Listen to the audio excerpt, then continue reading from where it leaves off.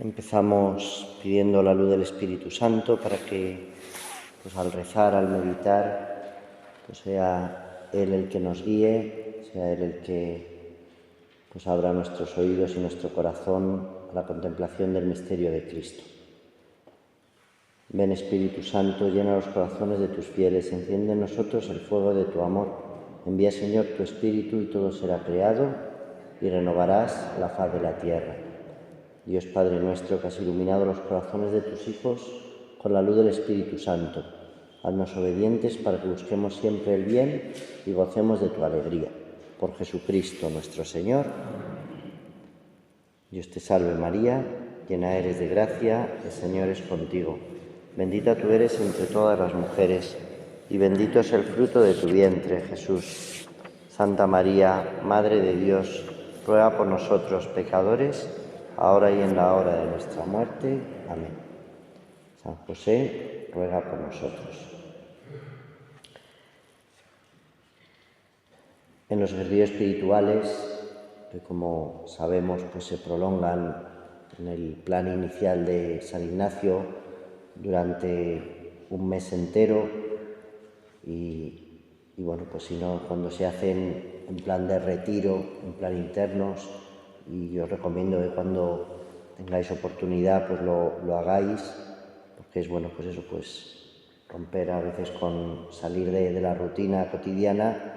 Cuando es posible, nos ayuda a centrarnos en Dios y a mantener ese silencio, ese espíritu de recogimiento que ayuda tanto a la oración.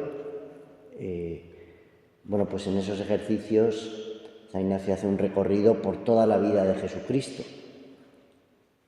desde el momento de la encarnación, el sí de María, lo celebrábamos hace pocos días, la vida oculta de Jesús después de su infancia y luego ya en la vida pública, la enseñanza, los milagros, etc.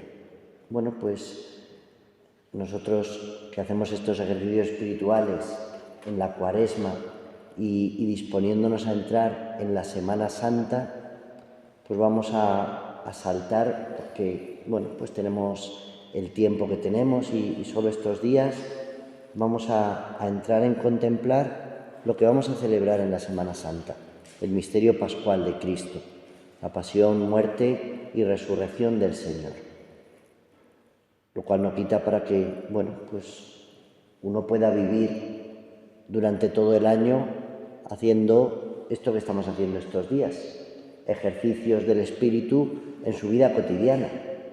Si estamos sacando cada día media hora o una hora para estar a solas con el Señor durante esta semana, ¿por qué no la semana que viene y la otra y la otra y la otra y 54 semanas al año, que son todas las semanas que tiene el año? Así que el buscar ese trato con Jesús. Al final, contemplar los misterios de la vida de Cristo es lo que pide San Ignacio de Loyola en las meditaciones en las que hay este meditar acerca de Cristo, este conocimiento interno de Jesucristo, para que conociéndole le ame y amándole le siga. No es un conocimiento teórico, no es sabernos de memoria el Evangelio, no, es conocimiento interno para que le ame y le siga. Esa llamada que contemplábamos ayer o durante todo el día de hoy. Ven y sígueme. Pero al empezar y al meditar ahora esa entrega de Jesús, que San Pablo con esa frase que os he puesto en el papelito como título, me amó y se entregó por mí, resume total, completamente. San Ignacio invita a hacer otra petición, esas peticiones que preparan esos preámbulos de la oración que decíamos, dice, pedirle a Dios al hacer esta meditación dolor, sentimiento y confusión, porque por mis pecados el Señor va a la pasión. Eso es lo que tenemos que pedir en esta meditación de hoy de esta tarde, noche y de mañana. Dolor, sentimiento y confusión, porque por mis pecados Cristo va a sufrir.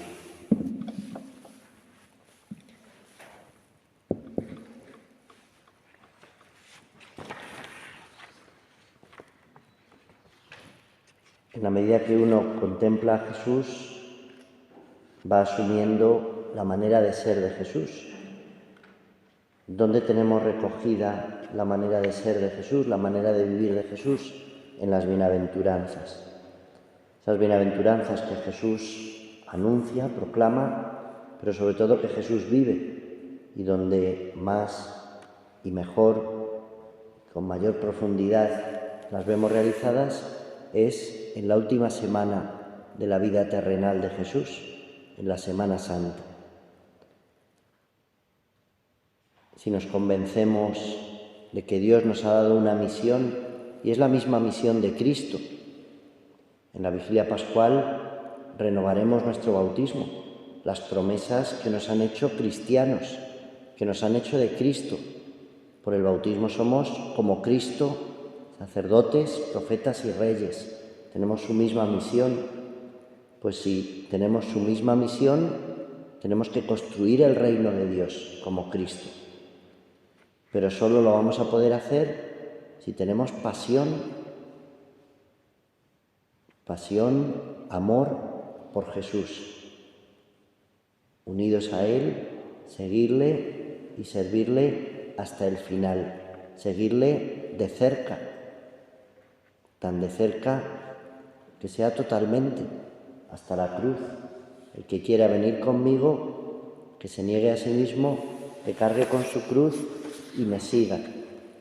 San Ignacio de Loyola, cuando él se convierte, cuando él se decide a seguir a Jesús, descubre que su misión es hacer que otros también se conviertan a Jesús y también le sigan. Y toda su vida, desde los inicios de esa conversión, es enseñar y predicar a otros. Esto le trae problemas al principio, porque como no tenía estudios, como no era sacerdote, pues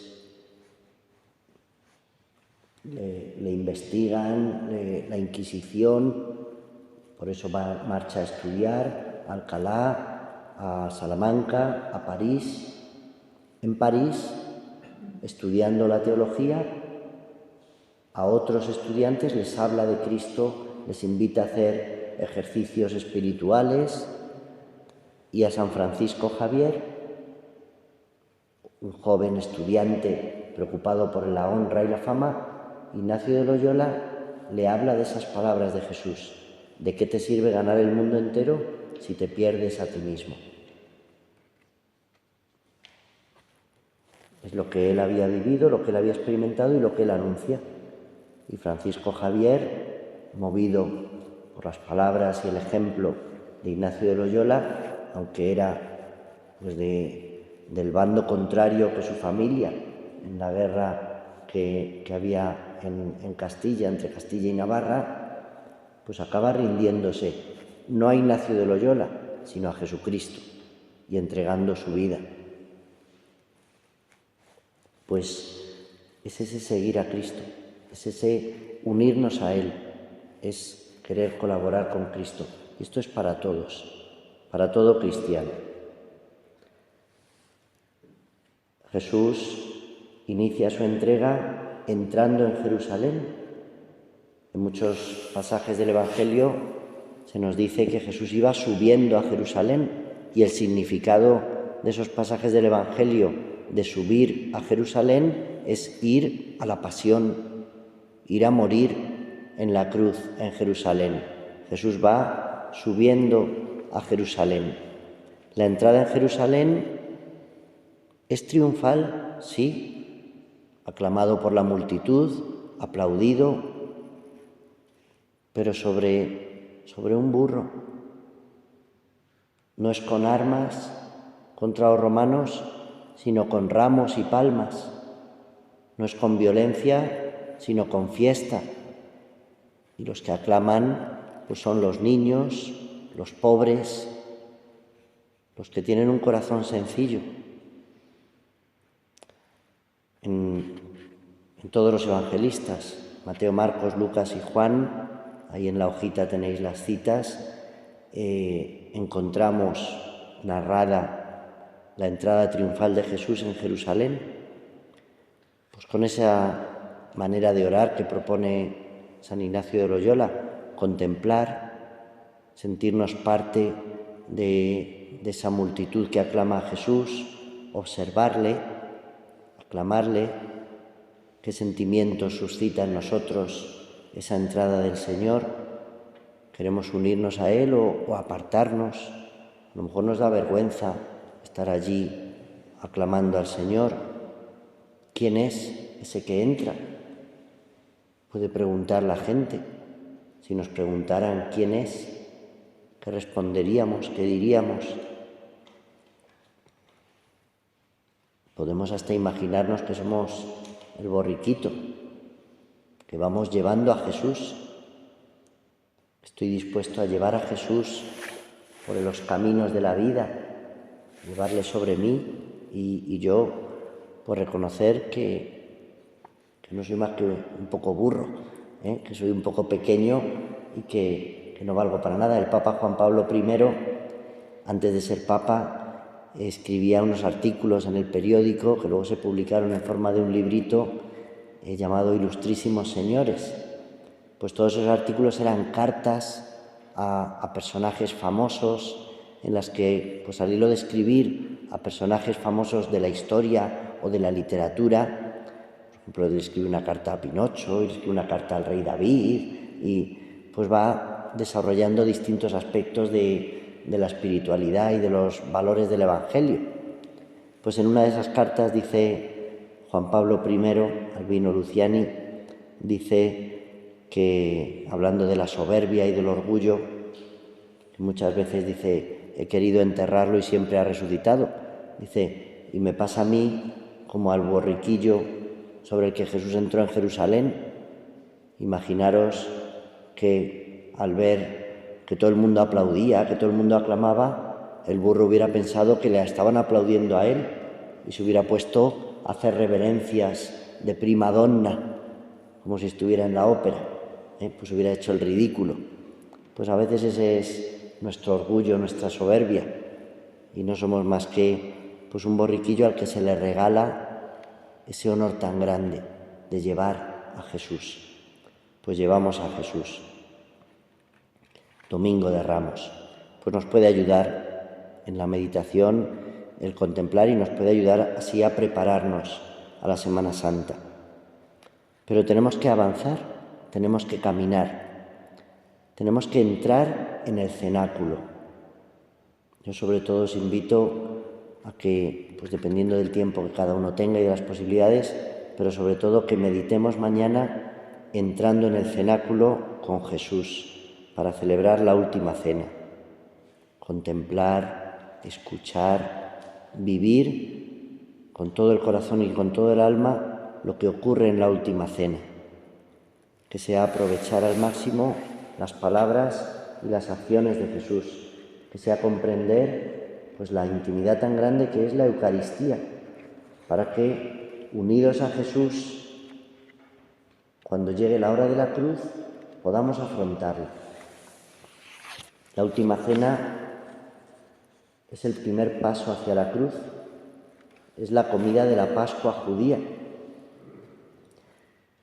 Esa comida pascual de los judíos era como una misa, podríamos decir. Era todo un rito. Se rezaban o se cantaban salmos, se explicaba la historia de Israel, se hacían pues gestos rituales como el lavatorio de manos, etc. Era larga esa cena, se bebían varias copas de vino entre oración y oración. Era no solo un recuerdo, sino una actualización de la liberación de la esclavitud. Y en esa cena de Pascua Jesús realiza la nueva alianza, el nuevo rescate, ya no de una esclavitud material, sino de la esclavitud del pecado.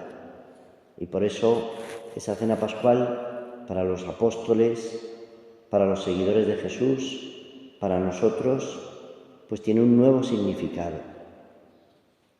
Es la inauguración, la institución de la Eucaristía. Haced esto en memoria mía. Y seguimos nosotros haciéndolo, celebrándolo, lo acabamos de hacer. A lo largo de los ejercicios espirituales se nos invita a unirnos a Dios, a responder a la llamada del Rey, a ser como el barro en manos del alfarero, decíamos, para que el Señor nos haga a su imagen y semejanza y arranque nuestro corazón pecador de piedra y nos dé un corazón de carne, un corazón como el de Jesús, pues entregados al Señor en la Eucaristía es donde Él realiza esa obra maravillosa, es el don supremo.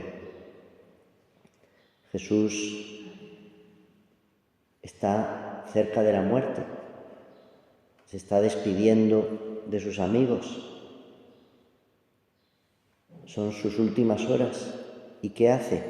Pues su última voluntad, sus últimas palabras, algo que tenemos que contemplar y pedirle al Señor gracia para que, empapados de lo que se celebra, de lo que se vive en la Eucaristía, en la última cena, pues nosotros podamos vivir cada día de nuestra vida.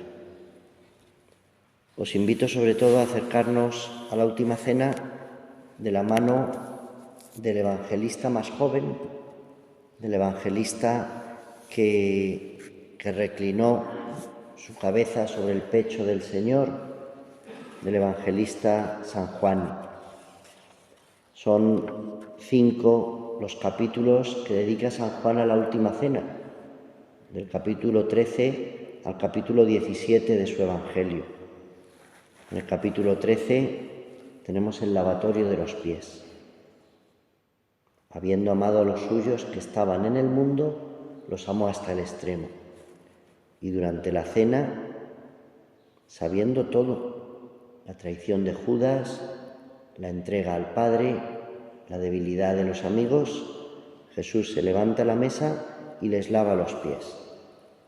En el rito de la Pascua judía había en un momento dado ese lavarse las manos, iba pasando alguno y se lavaban las manos como signo de purificación para la oración y la celebración. Aquí no son las manos, son los pies, y no es un criado o uno cualquiera, sino es el Maestro. Esa sorpresa. Si Jesús estuviera lavándome los pies, meditarlo, cómo reacciono, qué le digo, cómo me siento, meditarlo, contemplarlo. Sabemos la reacción de Pedro y las palabras de Jesús. No dice ninguno de los evangelistas en qué momento, hasta qué momento está Judas en la última cena. Algunos dicen que estuvo en parte, estuvo en el lavatorio, no estuvo en la Eucaristía, no estuvo, no lo sabemos. San Francisco de Sales dice: mi sitio en la última cena me lo ha quitado Jesús a los pies de Judas. Pues imaginar y contemplar, y Jesús le da el sentido a su gesto.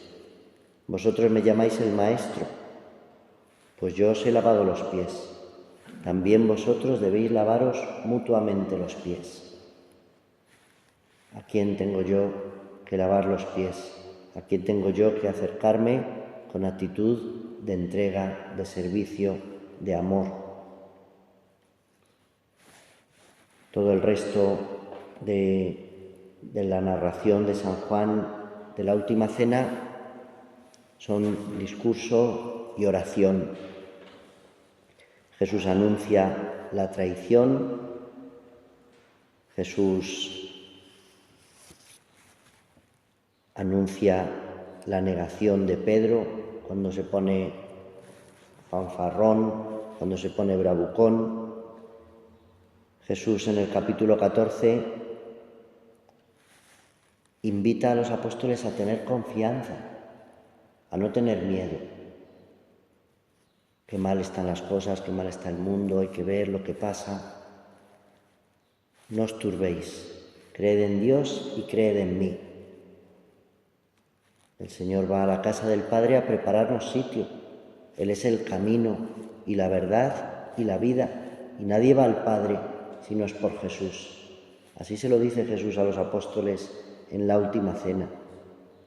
Y Él se muestra unido al Padre. Felipe dice: Señor, muéstranos al Padre y nos basta. Y Jesús se lamenta: tanto tiempo conmigo y no me conoces. Quien me ha visto a mí, ha visto al Padre.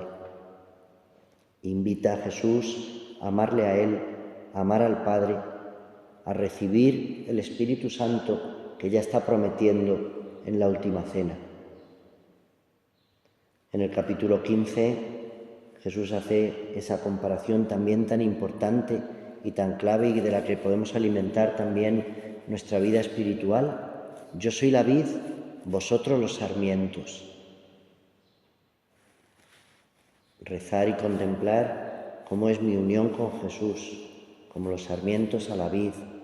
Estoy recibiendo esa savia que hace que tenga vida y que pueda dar fruto. Saber que hay que podar al sarmiento que da fruto, hay que podarlo para que dé más fruto. Y podar, cortar, pues puede resultar doloroso, puede resultar difícil, pero es para permanecer en el amor del Padre. Y Jesús da el mandamiento nuevo en la última cena. Unidos a Él, podemos amar como Él. Amaros los unos a los otros como yo os he amado, y ese es el amor más grande, el de la cruz. Pues no se trata de voluntarismo, no se trata de un esfuerzo y decir yo lo consigo. No. Como los sarmientos unidos a la vid, que el amor de Jesús fluya a través de nosotros para poder darse al mundo. No comulgamos la Eucaristía porque seamos buenos y porque amemos mucho, sino porque necesitamos que Cristo esté amando en nosotros. Y Jesús anuncia en la última cena el odio y la persecución del mundo. El mundo primero me odió a mí, y vosotros, como no sois del mundo, también vais a ser odiados. Los siervos como el Maestro. Si me odian a mí, odian al Padre y os odian a vosotros. Pero Jesús vuelve a prometer el Espíritu Santo para dar testimonio, para ser sus testigos, para actuar en su nombre. Por eso invita a no dejarse dominar por la tristeza. Podemos pensar la tristeza de los apóstoles al no entender esas palabras, al sonarles todo como una despedida, al vivir luego las horas siguientes como Jesús es apresado y es maltratado y es condenado. No entienden, pero están tristes y están preocupados. Una noche muy difícil, y Jesús les anuncia que esa tristeza se convertirá en alegría. Por eso, pues tenemos que tener siempre esa confianza grande del Señor. Y lo que os decía antes en la misa, el capítulo 17 del Evangelio de San Juan, con el que cierra la última cena, es lo que se llama la oración sacerdotal de Jesús. ¿Por qué sacerdotal? El sacerdote tiene la misión de interceder, de ofrecer el sacrificio en nombre de todo el pueblo. Eso eran los sacerdotes del Antiguo Testamento, eso es el sacerdocio ministerial en la Iglesia, y eso es el sacerdocio de todo cristiano. Cuando cada mañana, al comenzar la jornada, hacemos ofrecimiento del día a Dios: Señor, te ofrezco toda la jornada, quiero unirme a ti para que mis sufrimientos y mis alegrías, mis tristezas y mis trabajos de hoy sirvan para la salvación del mundo. Estamos ejerciendo ese sacerdocio unidos a Cristo. rezar por el mundo. Hemos escuchado en la misa de hoy cómo Moisés rezaba por el pueblo para que Dios les perdonara. Jesús, en la última cena, capítulo 17 de San Juan, reza, intercede por todos. Padre, ha llegado la hora. Qué importante es ese término en el Evangelio de San Juan, la hora. Yo te he dado gloria, he manifestado tu nombre, y pide la gloria. Y dice Jesús, en esa oración sacerdotal, te ruego por los que me has confiado. Jesús reza por los apóstoles, Jesús reza por los cristianos, Jesús reza por nosotros.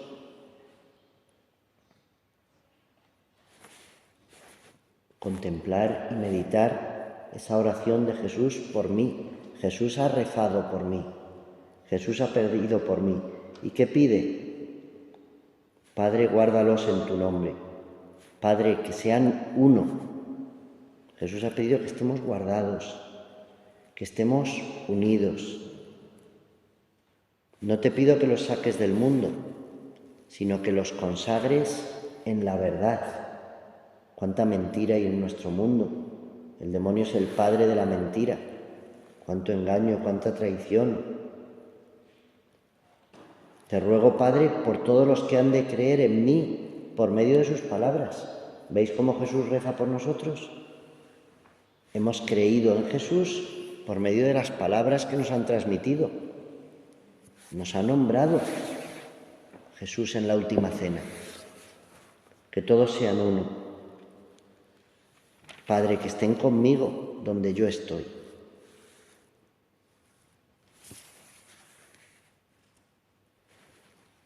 Es un texto pues largo, pero para leer, para meditar y bueno, pues según el tiempo que tenga cada uno, pues un capítulo u otro.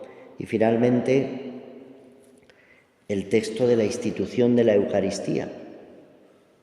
San Juan no lo recoge. Mateo, Marcos y Lucas sí, y también San Pablo en la primera carta a los Corintios. Dicen que como San Juan escribe el Evangelio, el último de todos, hacia el año 80 o 90, ya estaban escritos los otros evangelios, ya era práctica común entre los cristianos celebrar la Eucaristía, y aquel anciano, que había sido el más joven de los apóstoles, pero que ya era un anciano, pues subraya otros aspectos, nos recoge otras ideas y momentos de la última cena, y esa institución de la Eucaristía pues no hacía falta, porque ya lo sabían todos. En la primera carta a los Corintios, capítulo 11, versículos 23 al 29, San Pablo, al decirle a los corintios cómo tienen que vivir la celebración y no dejarse llevar pues de discriminaciones y no participar indignamente en la Eucaristía, San Pablo les recuerda esa institución. Yo recibí del Señor lo que os transmití, que el Señor, la noche que era entregado, tomó pan, dando gracias lo partió y dijo, esto es mi cuerpo que se entrega por vosotros, haced esto en memoria mía. Lo mismo después de cenar tomó la copa, una copa distinta a las que se beben en la celebración de la Pascua judía, algo que no tocaba en ese momento, y dijo, esta copa es la nueva alianza sellada con mi sangre. Haced esto cada vez que la bebáis en memoria mía. Contemplar esa institución de la Eucaristía, sabernos invitados, saber que estamos en el cenáculo, en el momento de la última cena, y orar con la imaginación. Como dice San Ignacio de Loyola, ver lo que ven, oír lo que oyen, comer lo que comen, ese pan y vino que es el cuerpo y la sangre de Jesús. ¿Cuántas veces comulgamos y venimos a misa y podemos estar como acostumbrándonos y cayendo en la rutina? Dice San Pablo: siempre que coméis este pan y bebéis esta copa, anunciáis la muerte del Señor hasta que Él vuelva. Está siendo un anticipo, un adelanto de la muerte, de la entrega de Jesús. Por tanto, quien coma el pan y beba la copa del Señor indignamente es reo del cuerpo y la sangre del Señor. Que cada uno se examine antes de comer y beber. Qué grande, qué responsabilidad, pero qué regalo. La última cena de Jesús es regalo. Es el Señor que se entrega y que se nos quiere regalar a ti y a mí.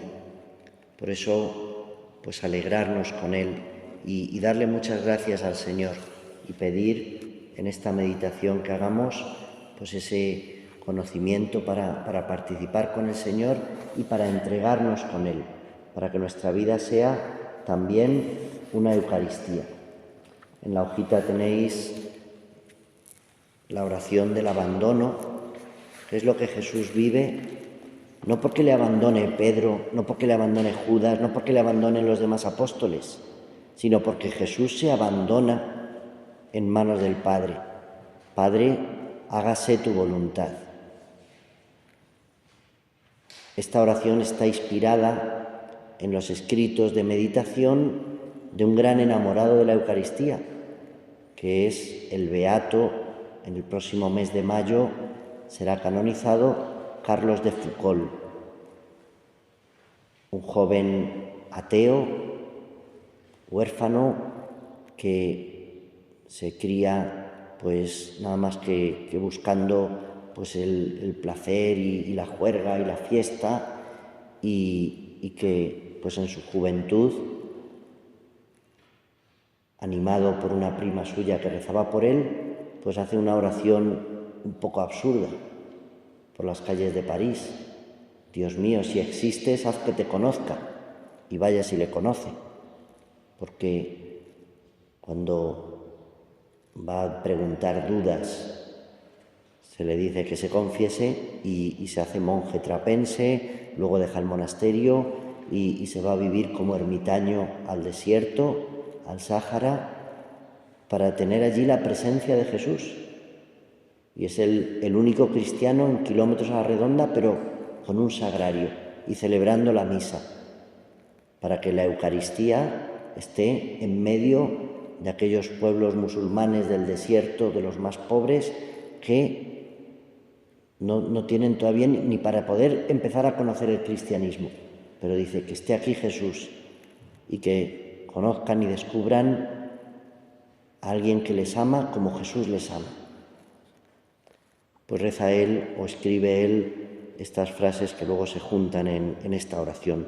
Vamos a rezarlas para terminar estos puntos de meditación y para pedirle al Señor que esta tarde, esta noche, mañana, pues también nosotros aprendamos a confiarnos y a abandonarnos en Dios y a entregarnos.